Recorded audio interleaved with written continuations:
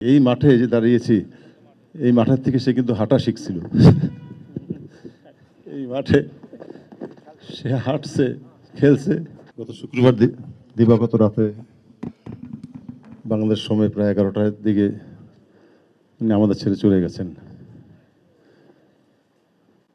আসলে আমার বলার কোনো ভাষা নেই। এই মাঠে যে দাঁড়িয়েছি, এই মাঠের থেকে সে কিন্তু হাঁটা শিখছিল।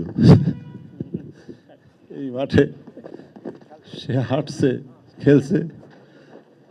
সে অল্প দিনের মধ্যে এত মানুষ তার ফ্যান ফলোয়ার্স হয়ে গেছে, আমরা কল্পনাও করিনি, আমরা জানতেও পারিনি। সে যে এত মানে এই যে এত সাংবাদিক ভাইরা আসছেন, বোনরা এসেছেন, যে আমি ওনাদের প্রতি কৃতজ্ঞ। আমি কিন্তু কাউকে বলিও নাই যে এখানে ইয়ে করার জন্য। আরও আমি কৃতজ্ঞ আমার জাতীয় পার্টির সিনিয়র ভাইস চেয়ারম্যান সাইম আমির ফয়সাল সাহেব এসেছেন, আরও অনেক বিভিন্ন দলের যারা লোকরা এসেছেন। আমি কৃতজ্ঞ সবার প্রতি। মাহবুব ভাই আসেন, এরা সবাই আমার মেয়েকে কোলে নিয়েছে। আজকে সে খুব অল্প দিনের মধ্যে এই যে একজন কন্টেন্ট ক্রিয়েটর হিসাবে সে যে এত জনপ্রিয়তা অর্জন করছে, সেটা কিন্তু আমার জানা ছিল না।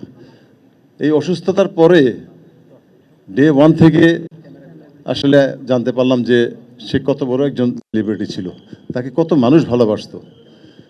তো আমি এইটুকু অনুরোধ করলো যে তাকে সবাই ভালোবাসে, এর মধ্যেও অনেকে অনেক নেগেটিভ বক্তব্য করেছেন।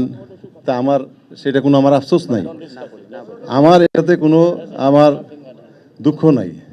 কিন্তু অনেকে না জেনে না বুঝে এই ধরনের কমেন্ট করে থাকেন, খারাপ কমেন্ট করে থাকেন। এটার জন্য আমি একটাই বলবো যে সে যদি কোনো ভুলকুটি করে থাকে, কোনো অন্যায় করে থাকে আপনাদের সাথে, আপনারা তার পক্ষ থেকে আমি পিতা হিসাবে ক্ষমা চাচ্ছি, আপনারা তাকে ক্ষমা করে দেবেন। সে তো আর আমাদের মাঝে নাই, সে তো চলে গেছে আল্লাহ দরবারে। সবাইকে এখানে কিন্তু চলে যেতে হবে। আমরা এখানে গ্যারান্টি দিয়ে কেউ বলতে পারি না যে আমরা সহি সালামতে আমরা বাসায় পৌঁছতে পারবো। হায়াত মত আল্লাহর হাতে। কিন্তু এই মৃত্যু নিয়ে এই যে অনেক খেলোয়াড়রা, সাবেক ফুটবলাররা, কর্মকর্তারা এসেছেন, মোহামেডান ক্লাব থেকে এসেছেন, আমি কৃতজ্ঞতা জানাচ্ছি। এরা সবাই কিন্তু কারিনাকে কোলে নিয়েছে। হ্যাঁ, স্বপন ভাই সহ সবাই আমার মেয়েকে কোলে নিয়েছে। তো আমার এইটুকু একটা অনুরোধ থাকবে, আপনারা যারা এখানে আছেন, মিডিয়া ব্যক্তিত্বরা আছেন, যে এই যে আমার মেয়ে কী কারণে আজকে আমাদের ছেড়ে চলে গেছে। বাংলাদেশে এই হেপাটাইটিস এ এবং ইর কোনো চিকিৎসা নাই। লিভার ফাংশন একবার নষ্ট হয়ে গেলে, if it is damage more than 50 or 60%, এখানে কোনো কিওর করার কোনো অবস্থা নাই, কোনো সেট আপ নাই, কোনো ওটি নাই, কোনো ডাক্তার নাই। এই বড় বড় হসপিটালগুলি কী করে আমি জানি না।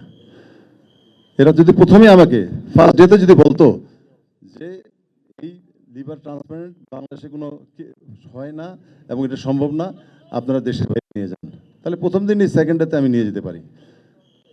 যখন সে প্রথমে ভর্তি হইল, সেকেন্ড ডেতে গেলাম, হাত রেখেছিল ইয়ের সাথে। আমি শুধু সংক্ষিপ্তভাবে এইটুকুই খালি বলতে চাই যে এইভাবে তাকে কষ্ট দিচ্ছে।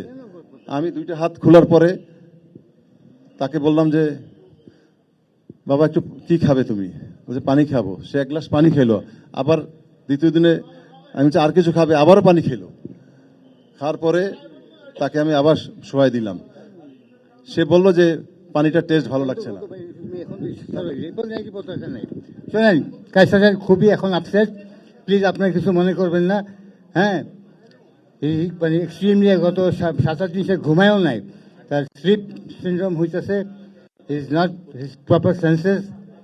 ঠিক আছে, আপনার জাস্ট যে চলে গেছে তার জন্য দোয়া করবেন, বাস এইটুকুই।